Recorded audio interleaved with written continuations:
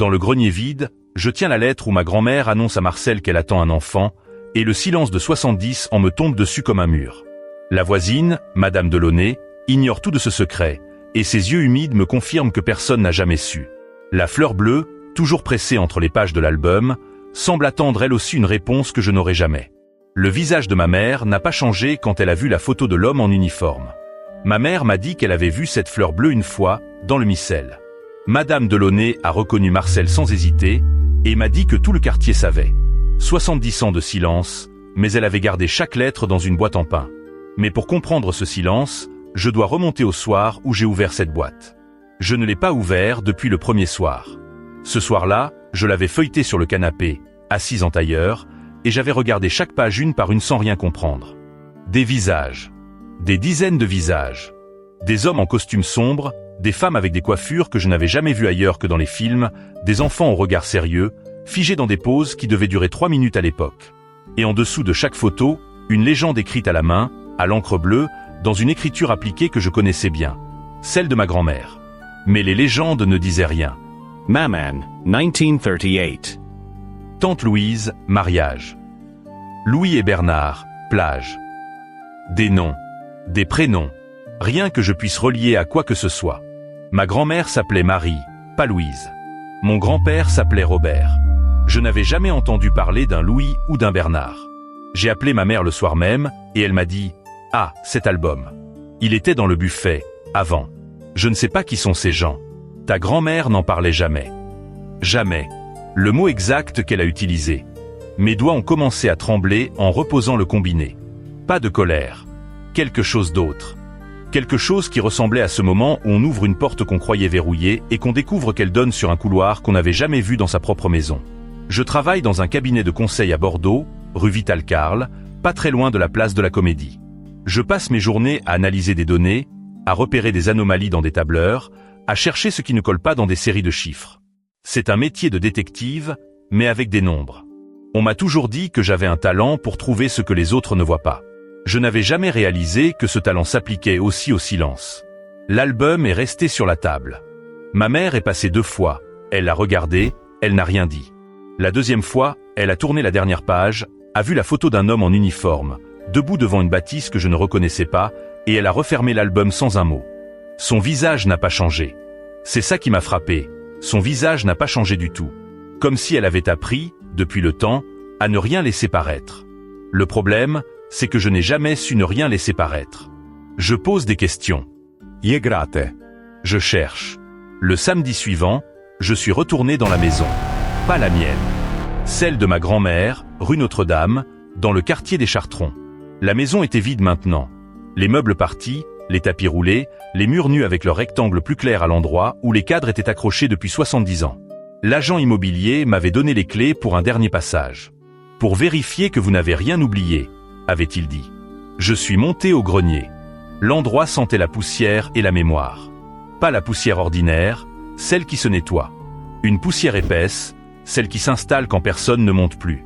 Il y avait des cartons que j'avais déjà vidés, des valises en carton bouilli, un mannequin de couturière sans tête.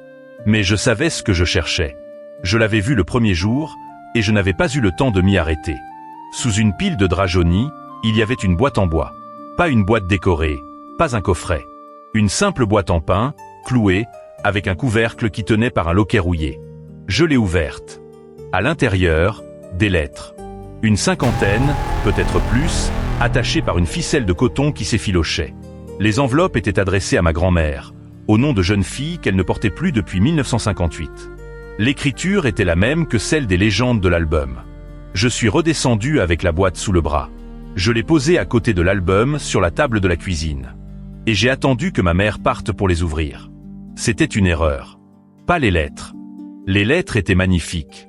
Elles parlaient de la guerre, de la vie après, de quelqu'un qui s'appelait Marcel. Mon cher Marcel, commençaient-elles toutes. Elles racontaient des après-midi à Bordeaux, des promenades le long de la Garonne, un pique-nique dans les vignes de Pessac.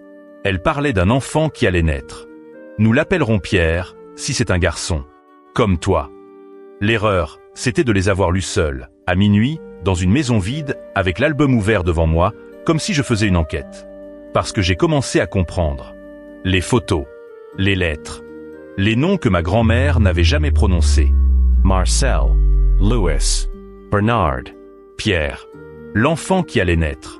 L'homme en uniforme sur la dernière page. Et soudain, tout s'est mis en place, comme les pièces d'un puzzle dont on n'avait jamais vu l'image finale. Ma grand-mère Marie avait eu un amour avant mon grand-père Robert. Un amour qu'elle n'avait jamais mentionné. Un homme qui était parti à la guerre en 1940 et qui n'était pas revenu. Avez-vous déjà découvert, dans les affaires d'un proche, une histoire d'amour ou un secret de famille que personne n'avait jamais osé raconter? Un enfant qui était né, ou qui n'était pas né, je n'en étais pas sûr. Et ma mère, née en 1947, devait tout ignorer de cette histoire. Alors que je croyais avoir enfin compris le secret de ma grand-mère, je réalisais que la dernière photo, celle que je n'avais pas osé regarder de près, contenait une inscription qui allait tout bouleverser. Mais ce n'était pas la partie la plus étrange. La partie la plus étrange, c'était la fleur pressée que j'ai trouvée entre 2 pages de l'album, une semaine plus tard, en cherchant autre chose. Une petite fleur bleue, presque violette, qui avait gardé sa couleur. 100 ans, peut-être plus, et la couleur était encore là. Comme si quelqu'un l'avait mise là exprès, en sachant qu'un jour quelqu'un la trouverait. Ma mère a fini par parler. Pas tout de suite. 3 semaines après la découverte, un dimanche soir, alors que nous étions seuls dans ma cuisine, elle a pris l'album, l'a ouvert à la page de la fleur, et elle a dit « Je l'ai déjà vue. Cette fleur. Ta grand-mère la gardait dans son missel. » Je n'ai pas bougé. Elle ne m'a jamais dit ce que c'était. Mais je l'ai vue pleurer une fois, en la regardant. Je devais avoir 8 ans. Je ne lui ai pas demandé pourquoi. On ne posait pas de questions, à l'époque. On ne pose pas de questions, à l'époque. Cette phrase, je l'ai entendue tellement de fois. Mon métier, c'est de poser des questions. Je passe ma vie à demander pourquoi, comment, quand. Et soudain, je me rends compte que ma propre famille a construit sa vie sur l'absence de questions. L'album fermé. Les lettres rangées. La fleur entre 2 pages de missel. Et personne n'a jamais demandé. C'est à ce moment-là que j'ai pris la décision que je n'aurais pas dû prendre. J'ai contacté Marcel. Pas directement, évidemment. Marcel était mort depuis 70 ans, probablement. Mais j'ai cherché sur les sites de généalogie, j'ai tapé son nom dans les archives militaires, j'ai passé 3 nuits à explorer des registres numérisés. Jusqu'à ce que je trouve Marcel Dutilleul, né à Bordeaux le 12 mars 1918, mort pour la France le 19 juin 1940, à Dunkerque. Soldat. Régiment d'infanterie. Pas de sépulture connue. J'ai imprimé la page et je l'ai posée à côté de l'album. Elle est encore là. Maintenant, je regarde les 2 objets côte à côte. L'album ouvert à la page de l'homme en uniforme. La fleur bleue posée sur le rebord de la feuille. La lettre ouverte dans laquelle ma grand-mère écrit à Marcel qu'elle l'attend, qu'elle a confiance, qu'elle sait qu'il reviendra. Elle ne savait pas. Personne ne savait. Je ne sais pas quoi faire de ces informations. Je pourrais les partager avec ma mère, avec ma tante, avec mes cousins. Je pourrais les publier sur un site de généalogie, retrouver d'autres descendants, reconstituer l'histoire. Mais quelque chose me retient. Pas la peur. Quelque chose de plus précis. Le fait que ma grand-mère n'en a jamais parlé. Il y a 70 ans que Marcel est mort. 70 ans pendant lesquels elle s'est tue. Elle s'est mariée à Robert, elle a eu des enfants, elle a construit une vie, elle a vieilli, et jamais, pas une seule fois, elle n'a prononcé le nom de Marcel devant sa fille. Pas une seule fois. Elle a gardé les lettres dans une boîte en pain, l'album dans un grenier, la fleur dans un missel, et elle a traversé sa vie comme si rien de tout cela n'avait existé. Quand avez-vous découvert quelque chose sur votre propre histoire qui a tout changé? Et qu'avez-vous fait ensuite? Cette question, je me la pose tous les jours depuis 3 semaines. Le lundi suivant, je suis allé voir la voisine du dessus de l'immeuble de ma grand-mère. Madame Delaney. 92 ans. Elle vit encore là, dans l'appartement où elle est née, avec son chat et ses géraniums. Je me suis présenté, j'ai expliqué que je vidais la maison, et elle m'a regardé avec des yeux qui avaient tout vu. « Ah, tu es la petite fille de Marie », a-t-elle dit. Entre. Son appartement sentait le pain grillé et la lavande.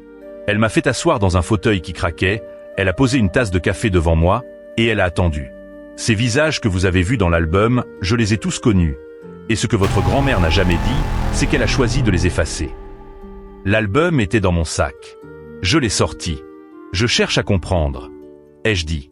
Il y a des gens, sur ces photos, que je ne connais pas. Ma mère non plus. Madame Delaunay a pris l'album. Ses mains tremblaient un peu. Pas de nervosité, juste l'âge. Elle a tourné les pages lentement, en plissant les yeux. À chaque photo, elle faisait un petit bruit avec sa bouche. Un « ah » ici, un O, là. Et puis elle est arrivée à la page de l'homme en uniforme. Son doigt s'est arrêté sur le visage. « Marcel », a-t-elle dit. Le nom est tombé dans le silence comme une pierre dans l'eau. « Tu savais ?» j'ai demandé. Tout le monde savait, dans le quartier. Mais on n'en parlait pas. Marie nous avait demandé de ne pas en parler. Selon vous, la demande de silence de Marie était-elle une protection légitime ou une trahison de la vérité? C'était son choix. Pourquoi est-ce que cette phrase m'a rendu si triste? Je ne sais pas. Peut-être parce que j'ai compris que ma grand-mère avait passé sa vie à porter seul un poids que personne ne l'avait obligée à porter. Elle aurait pu en parler. Elle aurait pu pleurer, partager, demander de l'aide. Elle avait choisi le silence. Et l'enfant? J'ai demandé. Madame Delaunay a levé les yeux vers moi. Pendant une seconde, je n'ai pas compris son expression. Puis elle a dit, très doucement, « Quel enfant ?»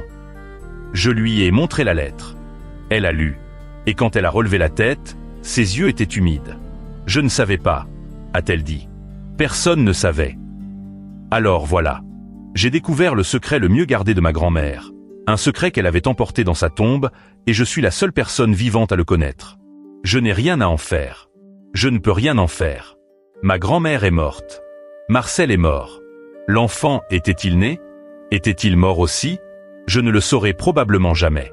Ce que je sais, c'est que la fleur bleue est toujours dans l'album. Chaque fois que je l'ouvre, elle est là. Et je me demande si ma grand-mère, en l'accueillant, savait qu'elle la garderait toute sa vie. Si elle avait déjà senti, à ce moment-là, que Marcel ne reviendrait pas.